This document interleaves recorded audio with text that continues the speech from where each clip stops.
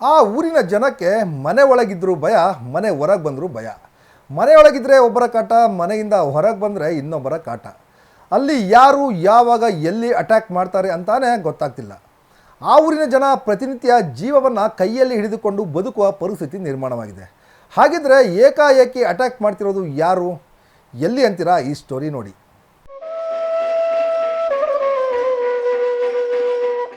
ಪ್ರಾಣಿಗಳ ಕಾಟಕ್ಕೆ ಬೆಚ್ಚಿ ಬಿದ್ದ ಗ್ರಾಮಸ್ಥರು.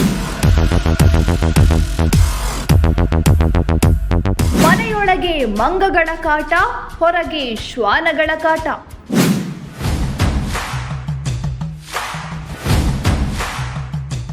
ಮಕ್ಕಳ ಮೇಲೆ ಏಕಾಏಕಿ ದಾಳಿ ನಡೆಸುತ್ತಿರೋ ಪ್ರಾಣಿಗಳು.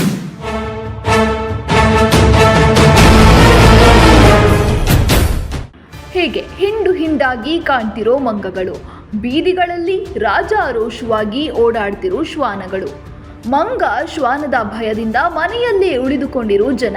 ಈ ದೃಶ್ಯ ಕಂಡು ಬಂದಿದ್ದು ದಾವಣಗೆರೆ ಜಿಲ್ಲೆ ಹೊನ್ನಾಳಿ ತಾಲೂಕಿನ ಕುಂದೂರು ಗ್ರಾಮದಲ್ಲಿ. ಹೌದು, ಕುಂದೂರು ಗ್ರಾಮದಲ್ಲಿ ನೂರಾರು ಮಂಗಗಳು, ಮುಷ್ಯಗಳು ಬೀಡು ಬಿಟ್ಟಿದ್ದು ಗ್ರಾಮದ ಮಕ್ಕಳ, ಮಹಿಳೆಯರ, ವೃದ್ಧರ ಮೇಲೆ ದಾಳಿ ನಡೆಸಿ ಗಂಭೀರವಾಗಿ ಗಾಯಗೊಳಿಸುತ್ತಿವೆ. ಮನೆಯೊಳಗೆ ಗಾಳಿ ಬೆಳಕು ಬರಲಿ ಅಂತ ಕಿಟಕಿ ಬಾಗಿಲು ತೆರೆದರೆ ಸಾಕು, ಈ ಮಂಗಗಳು ಕ್ಷಣ ಮಾತ್ರದಲ್ಲೇ ಮನೆಯೊಳಗೆ ನುಗ್ಗಿ ಮನುಷ್ಯರ ಮೇಲೆ ಮಾರಣಾಂತಿಕ ದಾಳಿ ನಡೆಸುತ್ತಿವೆ. ಅಷ್ಟೇ ಅಲ್ಲ, ಅಡಿಗೆ ಮನೆಗೆ ನುಗ್ಗಿ ವಸ್ತುಗಳನ್ನೆಲ್ಲ ಚೆಲ್ಲಾಪಿಲ್ಲಿ ಮಾಡಿ ಹೋಗುತ್ತಿವೆ. ಇನ್ನು ಮನೆಯಿಂದ ಹೊರ ಬಂದರೆ ಗ್ರಾಮದಲ್ಲಿರೋ ಬೀದಿ ನಾಯಿಗಳು ಮಕ್ಕಳ ಮೇಲೆ ಭೀಕರ ದಾಳಿ ನಡೆಸುತ್ತಿವೆ. ಸೋಮವಾರ ಸಂಜೆ ಟ್ಯೂಷನ್ ಮುಗಿಸಿ ಮನೆಗೆ ತೆರಳುತ್ತಿದ್ದ 6 ವರ್ಷದ ಬಾಲಕಿ ಆಹೇಜಾ ಫಾತಿಮಾ ಮೇಲೆ ಬೀದಿ ನಾಯಿ ದಾಳಿ ಮಾಡಿದ್ದು ಆಹೇಜಾ ಪರಿಸ್ಥಿತಿ ಗಂಭೀರವಾಗಿತ್ತು. ಆಹೇಜಾ ಮುಖದ ಮೇಲೆ ನಾಯಿ ದಾಳಿ ಮಾಡಿದ್ದು ಆಕೆಯನ್ನ ಮಣಿಪಾಲ್ ಆಸ್ಪತ್ರೆಗೆ ದಾಖಲಿಸಲಾಗಿದೆ. ಆಕೆಯ ಮುಖಕ್ಕೆ ಸರ್ಜರಿ ಮಾಡಬೇಕು ಎಂದು ವೈದ್ಯರು ಹೇಳಿದ್ದು, ಗ್ರಾಮದಲ್ಲಿ ಉಳಿದ ಮಕ್ಕಳು ಮನೆ ಬಿಟ್ಟು ಹೊರ ಬರೋದಕ್ಕೆ ಹೆದರುತ್ತಿದ್ದಾರೆ. ನಿನ್ನೆ ಸುಮಾರು 7:30-8 ಗಂಟೆ ಆಗಿದೆ ಸರ್. ಅದು ಟ್ಯೂಷನ್ ಮುಗಿಸ್ಕೊಂಡು ಬರ್ತೀವಿ ಸರ್. ಮಗು ಏಕಾಗ್ತಿ ಅಟ್ಯಾಕ್ ಆಗಿದೆ. ಅದು ಅಟ್ಯಾಕ್ ಮಾಡಿರೋದು ಬೀದಿ ನಾಯಿ. ಮತ್ತು ನಾಯಿಗಳದ್ದು ಸಿಕ್ಕಾಬಟ್ಟೆ ಇದಾವೆ ಸರ್ ದಾಂಡ್ಲಿ ನಮ್ಮೂರಲ್ಲಿ. ಸಿಕ್ಕಾಬಟ್ಟೆ ಅಂದರೆ ಹೇಳೋಂಗಿಲ್ಲ ಸರ್, ಅಷ್ಟು ಪ್ರಾಬ್ಲಮ್ ಆಗಿದೆ ನಾಯಿಗಳದ್ದು. ಅಲ್ಲಿ ಎಲ್ಲೂ ಕೇರಿಯಲ್ಲಿ ಮಕ್ಕಳು ಓಡೋಂಗಿಲ್ಲ, ಅಷ್ಟು ಸಮಸ್ಯೆ ಉದ್ಭವಿಸಿದೆ. ಆಮೇಲೆ ಮಂಗಳು ನೋಡ್ಕೋಬೋದು, ನಾಯಿಗಳ್ದು ನೋಡ್ಕೊಳಕ್ಕಾಗಲ್ಲ ಸರ್, ಅಷ್ಟು ನಾಯಿಗಳಿದ್ದಾವೆ. ಗ್ರಾಮ ಪಂಚಾಯತ್ಗೆ ಏನು ಹೇಳಿದ್ರು ಇದಾಗ್ತಾಯಿಲ್ಲ. ಈಗ ನೋಡಿದ್ದಾರೆ, ಈಗ ನಿನ್ನೆ ಆಗಿರೋ ಒಂದು ದೃಶ್ಯಕ್ಕೆ ಇನ್ನೂ ಕರೆಸ್ತಾರಂತೆ ನಾಯಿ ಹಿಡಿಯೋಕ್ಕೆ. 2 ದಿನ ಮೇಲೆ ನೋಡ್ಕೋಬೇಕಷ್ಟು. ಇಷ್ಟು ದಿನ ಆದರೂ ಏನು ಕ್ರಮನೇ ತೊಗೊಂಡಿಲ್ಲ ಅವರು. ಇದು ಒಂದು ದೊಡ್ಡ ಇದಾಗಿರೋದಕ್ಕೆ ಈಗ ಸಣ್ಣ ಪುಟ್ಟ ಆಗ್ತಿದ್ದು ಸರ್. ಈಗ ಇದು ದೊಡ್ಡ ಅನಾಹುತ ಆಗಿದ್ದಕ್ಕೆ ಈಗೇನೋ ಆಶ್ವಾಸನೆ ಕೊಟ್ಟಿದ್ದಾರೆ, ನಾಳೆ ನಾಡ್ದಿನ ಕರೆಸ್ತಾರಂತೆ. ಇದು ನೋಡ್ಬೇಕು. ಅದು ಇದು ಒಂದೇ ಇದೆ ಸರ್ ಶೇಪ್. ಇಲ್ಲ ಇಲ್ಲಿ ಮುಖ ಇದೆಯಲ್ಲ, ಮುಖ ಕಂಪ್ಲೀಟ್ ಕಿತ್ಬಿಟ್ಟಿದೆ ಅದು ಹಾಕಿ. ಅಲ್ಲಿಗೆ ಹಾಕಿ ಕಿತ್ಬಿಟ್ಟಿದೆ. ಜನಗಳು ಸೇರಿದ್ಕೊಂಡೇ ಬಿಟ್ಟಿದೆ. ಜನಗಳು ಇಲ್ಲಾಂದರೆ ಅದು ಕಂಪ್ಲೀಟ್ ತಿಂದೇ ಹೋಗ್ಬಿಡೋದು ಅದು. ಆಮೇಲೆ ದಾವಣಗೆರೆ ಆಗಲ್ಲ ಅಂಥೇಳಿ ಮಣಿಪಾಲ್ ಓದಿದ್ದಾರೆ ಸರ್. ಈಗ ಮಣಿಪಾಲಲ್ಲಿ ಅಡ್ಮಿಷನ್ ಮಾಡಿದ್ದಾರೆ. ಈಗ ತುಂಬ ಸೀರಿಯಸ್ ಇದೆ, ಕ್ರಿಟಿಕಲ್ ಇದೆ. ಒಂದು 6-7 ವರ್ಷದ ಸರ್. ಸುಹಾನ ಅಂತ ಸರ್. ಹೌದು ಸರ್, ಮೇನ್ ತಡಿಬೇಕು ಸರ್. ಅವಲಿ ನಮ್ಮೂರಲ್ಲಿ ನಮ್ಮಮ್ಮರು ಸುಮ್ಮ ಮನೆ ಬಾಗ್ಲಲ್ಲಿ ಕುಂತರಿಗೆ ಅದಕ್ಕೇನು ನಾವು ಟಚ್ಚೇ ಮಾಡಿಲ್ಲ, ಅವ್ರೇನು ಮಾತಾಡೇ ಇಲ್ಲ ಅವರಿಗೆ. ಆ ಥರ ಆಯ್ತಲ್ಲ, ಆ ಮುಷ್ಯ ಸುಮ್ಮನೆ ಬಂದು ಒಂಥರ ಕ್ರ್ಯಾಕ್ ಆಗೈತೆ ಆ ಮುಷ್ಯಗೆ. ಅದು ಸುಮ್ಮ ಕುಂತರಿಗೆ 3 ಜಾಗದಲ್ಲಿ ಅಟ್ಯಾಕ್ ಮಾಡಿದ್ದೆ. ಕೈಯೆಲ್ಲ ಇದು ಎಲ್ಲ ಇಲ್ಲಿ ಕಟ್ಟಾಗಿ 3 ಕಡೆಗೆ ಅಲ್ಲಿ ನಂಜಾಗ್ಬಿಟ್ಟದ್ದು ಭಾಳ. ಅವ್ರಿಗೆ ಭಾಳ ತೊಂದರೆ. ಅವರು ಶುಗರ್ ಪೇಷಂಟು, BP ಪೇಷಂಟು. ಅವರು ಏನು ಜಾಸ್ತಿ ಅದು ಮಾಡತ್ತಾಗಿಲ್ಲ. ಹಂಗಾಗಿ ಅವರಿಗೆ ಮುಷ್ಯಗಳಿದ್ದ ನಾವು ಮನೆ ಕದ ತೆಗಿಯಂಗಿಲ್ಲ. ಹಿಂದ್ಗಡೆ ಮರಗಳು ಅದಾವು, ಪಕ್ಕಕ್ಕೆ ಹುಣಸೆ ಮರಗಳು ಅದಾವು. ಅಲ್ಲಿದ್ದ ನಾವೇನಂದ್ರೆ ನಮ್ಮ ಮಕ್ಳಿಗೆ ನಾವು ಹೊರಗೆ ಬಿಡೋಕ್ಕಾಗ್ತಾಯಿಲ್ಲ. ಈಗ ಶಾಲೆಯಿಂದ ಮಕ್ಳು ಬರ್ತಾವೆ, ಅವ್ರಿಗೆ ಹೊರಗೆ ಬಿಡೋಕೆ ಹೆದರಿಕೆ ಆಗ್ತಾಯಿದೆ. ಯಾಕಂದರೆ ಮುಷ್ಯಗಳು ಅಲ್ಲೇ ಇರ್ತಾವೆ, ಮರದಲ್ಲೇ ಇರ್ತಾವೆ. ಒಬ್ಬರು ಇಬ್ಬರು ಕಂಡುಬಿಟ್ರೆ ಸಾಕು, ಅಲ್ಲಿಂದಾನೇ ಜಂಪ್ ಮಾಡ್ತಾವೆ. ಅವು ಭಾಳ ತೊಂದರೆ ಆಗ್ತಾಯಿದೆ. ಮೊನ್ನೆ ರೀಸೆಂಟಾಗಿ ನಿನ್ನೆ ನಾಯಿ ಕಚ್ಚಿದೆ. ಈ ಭಾಳ ಊರಲ್ಲಿ ಸಮಸ್ಯೆ ಏನಂದರೆ ಯಾರಿಗೇನು ಹೇಳೋಂಥ ಇದು ಇಲ್ಲ ಪರಿಸ್ಥಿತಿ. ನಾವು ಹೆಂಗೆ ಅಡ್ಡಾಡ್ಬೇಕಂದ್ರೆ ಒಬ್ಬೊಬ್ಬರು ಕೈಯಲ್ಲಿ ಕೋಲಿ ಹಿಡ್ಕೊಂಡು ಅಡ್ಡಾಡೋ ಪರಿಸ್ಥಿತಿ ಬಂದಿದೆ ಊರಲ್ಲೀಗ. ಮಕ್ಕಳನ್ನ ನಾವು ಶಾಲೆಗೆ ಕಳ್ಸೋದಾಗಲಿ, ಒಂದು ಅಂಗಡಿಗೆ ಏನೇ ಒಂದು ಕಳ್ಸೋಕ್ಕಾಕಿದ್ರೂ ಭಾಳ ಹೆದರಿಕೆ ಆಗ್ತಾಯಿದೆ. ಎಲ್ಲ ತಾಯಿ ತಂದೆ ಅಂದರು ಸ್ವತಃ ಅವರವರೇ ಹೋಗಿ ಶಾಲೆಗೆ ಬಿಟ್ಟು ಬರ್ತಿದ್ದಾರೆ, ಕೆಲಸ ಬಗ್ಸಿ ಬಿಟ್ಟು. ಆ ಥರ ಊರಲ್ಲಿ ಭಾಳ ಸಮಸ್ಯೆ ಆಗಿಬಿಟ್ಟಿದೆ. ಸಿಕ್ಕಾಪಟ್ಟೆ ಅಂದರೆ ಸರ್ ಹೇಳಂಗಿಲ್ಲ. ಅದು ಮನೆ ಹಂಚು ತಗಡು ಯಾವ ಉಳಿಯಂಗಿಲ್ಲ. ಮನುಷ್ಯರಿಗಿಂತನೂ ಜಾಸ್ತಿ ಜಂಪ್ ಮಾಡ್ತದವು. ಯಾವುದೋ ಒಂದು ವಸ್ತುಗಳು ಇಡೋಂಗಿಲ್ಲ, ಎಲ್ಲ ಚಪಾಟಿ. ನಾವು ಅದಕ್ಕೋಸ್ಕರ ನಾವು ಕದ ತೆಗಿಯೋದ ಬಡಿಯೋದ. ಈಗ ಮನೆಯಲ್ಲಿ ಹೆಣ್ಮಕ್ಳು ಒಬ್ಬೊಬ್ರು ಇರ್ತಾರೆ, ಅವ್ರು ಹೆಂಗೆ ಇರ್ಬೇಕು ಅನ್ನೋದು ಒಂದು ಚಿಂತೆ ಆಗಿಬಿಟ್ಟಿದೆ. ನಮ್ಮೂರಿನಲ್ಲಿ ಕುಂದೂರು ಗ್ರಾಮದಲ್ಲಿ ನಾಯಿಗಳ ಕಾಟ ತುಂಬ ಜಾಸ್ತಿ ಆಗಿಬಿಟ್ಟಿದೆ. ಸಣ್ಣ ಮಕ್ಕಳು ರೋಡ್ನಾಗ ಅಡ್ಡಾಡೋಂಗಿಲ್ಲ, ಒಬ್ಬೊಬ್ಬರು ಸಣ್ಣ ಮಕ್ಕಳು ಹೋಗಂಗಿಲ್ಲ.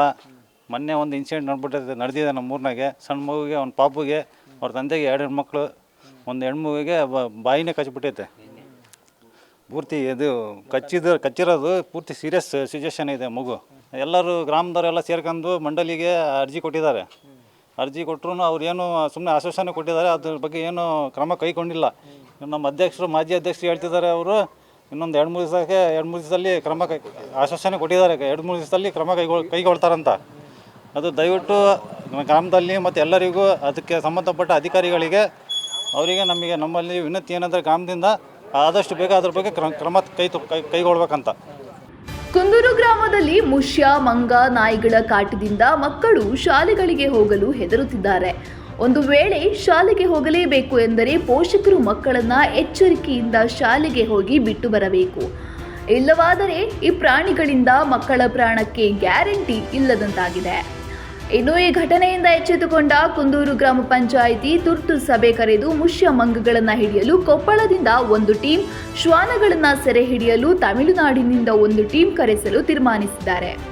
ಶೀಘ್ರದಲ್ಲೇ ಪ್ರಾಣಿಗಳನ್ನು ಹಿಡಿದು ಬೇರೆಡೆಗೆ ರವಾನಿಸಲು ಕ್ರಮ ಕೈಗೊಳ್ಳುತ್ತೇವೆ ಎನ್ನುತ್ತಾರೆ ಗ್ರಾಮ ಪಂಚಾಯಿತಿ ಅಧ್ಯಕ್ಷರು ಹಾಗೂ ಪಿಡಿಒ.